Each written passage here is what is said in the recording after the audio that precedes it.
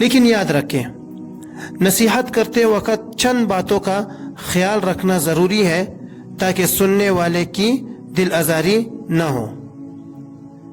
پہلی بات یہ یاد رکھیں کہ جب بھی آپ کوئی نصیحت کرے کسی کو تو سب کے سامنے اسے نہ ٹوکے، سب کے سامنے اسے بے عزت نہ کرے، بلکہ اکیلے میں پیار سے اسے سمجھا دے۔ دوسری بات یہ ہے کہ نصیحت کرتے وقت آپ کا انداز تکبر والا نہ ہو، حقارت آمیز نہ ہو، بلکہ آپ کا انداز نرمی والا ہو۔ جب اللہ تعالیٰ نے موسیٰ علیہ السلام کو فرعون کی طرف بھیجا تو حکم دیا کہ فَقُولَا لَهُ قَوْلًا لَيِّنًا، کہ پس تم دونوں اس سے نرم بات کرنا۔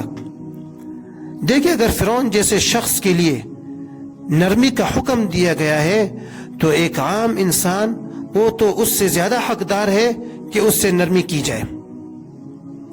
تو جب بھی آپ نصیحت کریں تو آپ کا انداز نرم ہو۔ اور تیسری بات یہ ہے کہ ایسے وقت میں نصیحت کی جائے کہ جب سننے والا غصے میں نہ ہو، تکا ہوا نہ ہو، پریشانی میں نہ ہو، بلکہ اس کا ذہن وہ پرسکون ہو، تو اس وقت اسے نصیحت کی جائے۔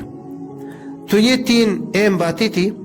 اللہ مجھے اور آپ کو ان باتوں پر عمل کرنے کی توفیق عطا فرمائے۔